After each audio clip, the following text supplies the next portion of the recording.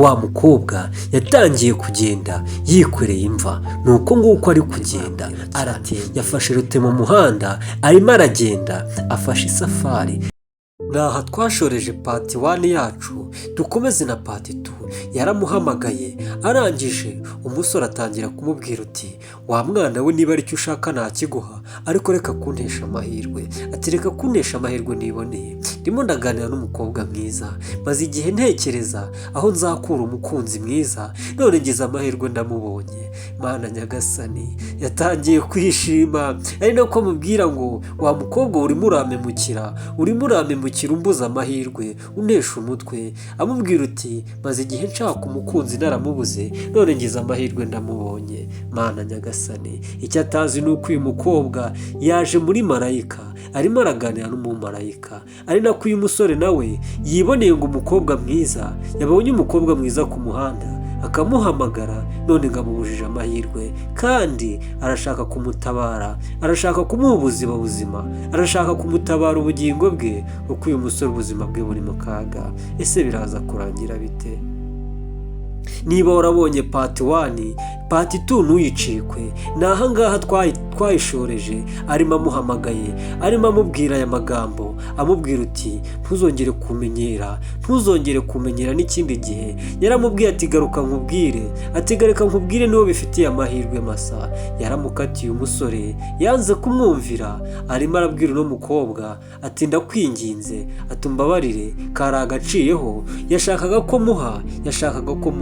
Uyu yaramurebye, umumarayika yaramurebye, agenda aramwihorera. Abaramubwira uti twigendere mu nzu, tujye kuganira iby'ahazaza hanjye nawe, kuko maze igihe nshaka umukunzi. Uyu yanze kubivaho, yanze kuva ku bintu, yaramukurikiye, aramubwira turi kwishura mu mazi abira. Nakubwiye kandi nagusobanuriye, uyu mukobwa ni sekibi, uyu mukobwa arashaka ubuzima bwawe. Umusore yatangiye kumubwira uti ubuzima bwanjye ashaka ni ubuhe? Uyu mukobwa ni mwiza. Ati uyu mukobwa ureba ahangaha ni rwose ni sekibi. Ese uyu musore biraza kurangira bite? Araza kwemera ko basi uyu mukobwa ari dayimoni? Uyu musore nawe yabambye, uyu mukobwa nawe yabambye. Uyu musore ari kumubwira uti wa mukobwa we w'umwana, niba ushaka ikintu naguha buri kimwe cyose, ariko ntunteshe amahirwe. Maze igihe kinini nzenguruka, narabuze umukobwa mwiza nk'uyu nguyu, none ngize amahirwe ndamubonye, nta nubwo ari no kungora. Ati wose ntabwo wakwibaza impamvu atari kukugora, ariko umuntu wese ubonye mwiza umufatiraho umubonye. Atumva iyi Imana iguhaye iraguha, kandi iguhaye ntabwo ijya igusondeka. Urabona ngiye yaba insondetse? Ati rata nkubwire, ngewe maze igihe nshaka umukunzi kandi nakubonye, kandi wanyemereye ko tugiye kubiganiraho. Uyu rero nagende rwose ava aho ngaho.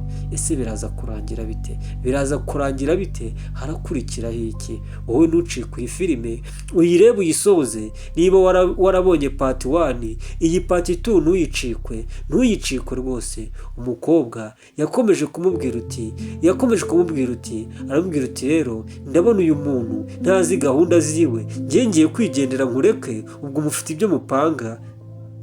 Umusore yaramubwiye uti ati rwose ntacyo dupanga, urabona ni umusabirizi, urabona n'imyenda yambaye, reba no kunasa, njye ntabwo napanga n'uyu muntu.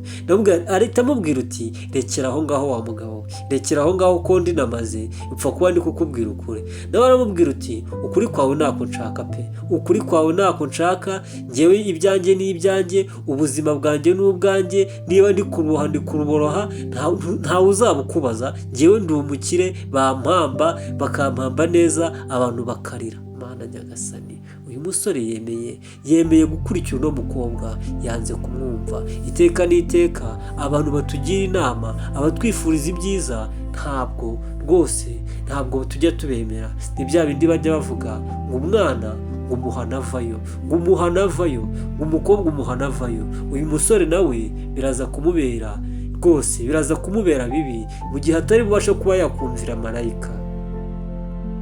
njya mbabwira kenshi ngo mujye mugerageza, tujye tugerageza kubaha Imana no gusoma ijambo ry'Imana. Uko uyu mukobwa amaso ye yabashije kuba yabona, ni nako nawe ufite ubushobozi bwo kubona sekibi ku buzima bwawe. Marayika cyangwa se mu gihe wizera Imana utaragira imbaraga ariko uri mu murongo, marayika wawe aza kugutabara akaba yakukungisha ikibi nk'uko marayika iri gutabara uno musore. Ariko uyu musore yamaze kwiyambika uruhu rwose rw'ikibi, niyo mpamvu ari gukorwaho n'uyu mukobwa agata ubwenge ukagira ngo rwose abaye ikindi kintu. Uyu mukobwa yaramubwiye ati wa mukobwa we, ati ndaje nkugaragaze uwo uri we, ati ndaje nkwereka yuko imikino uri gukina ahangaha nta muntu ujya umenyera njyewe. Ati wowe agakobwa wa kanyamwanda we, mbabarira uva ahangaha ugende ahubwo ntaragukubita. Banza utekereze kabiri mu mutwe wawe wumve ko nta kibazo ufite. Niwumva uri muzima uva ahangaha ugende, kuko nutava ahangaha ngo ugende ndabasha kuba nakwangiza. Mana Nyagasani, uyu musore yaramubwiye ati tuza ikibazo kiroroshye, ndaje nyikemure. Uyu mukobwa yaramubwiye ati ndaje nkuhe urugero, ndaje nkukomfirime, ndaje nkwereke yuko ibyo nkubwira byose ari ukuri, kandi uko kuri uzakubwira n'abandi bose. Mana Nyagasani, ese ni ukuhe kuragiye kumuha? Ese bigiye kurangira bite? Umukobwa yaraje ahangaha kuri iki giti yaciye akababi. Uyu nawe aracyamubwira uragura rinzi ko hano hakiba abasazi nka bariya. Uyu nawe aramusubiza uti abasazi bo barahari, baba bararwaye mu mutwe bitewe n'inzara. Agiye guca akatsi, yaramubwiye ati ndaje ngukomfirime, muhe gihamya yuko byose ibyo ubona atari byo. Yazanye ka katsi yakamutayeho, yahise ahinduka igikanka, yabanje kwaka umuriro, arangije ahita aburirwa irengero. Mana Nyagasani, kuki abantu twemera tubonye, kuki tutakwizera? Niba usenga Imana ujye ubihoza no kwizera, kuko kwizera kurarema. Aramubwira uti ndaje ngukomfirime, nkwereke yuko ibyo uri kurwanira uri kwishora mu rupfu. Natwe rero iyo batubwira ngo twubahe Imana tuyubahe izadukiza, ntitubyemere, tuba turi kwishora mu rupfu. Utangira ukururwa n'irari rigakurura icyaha kikakurura urupfu. Aho ni muri Bibiliya. Uwo murongo ntabwo mwibuka neza, ariko wanditse muri Bibiliya. Niba warasomye Bibiliya urawuzi neza. Uyu yatangiye kumubwira uti ibintu ndi kubona ntabwo bisanzwe. Uyu nawe yamwenyuyemo, agiye he wa mukobwa? Wa mukobwa mwiza agiye he? Njyewe ntabwo ndi kumva ibintu biri kuba ahangaha, wabaye ukansobanurira. Ati ibintu byose navuze n'amagambo yose navuze ibintu byari ukuri.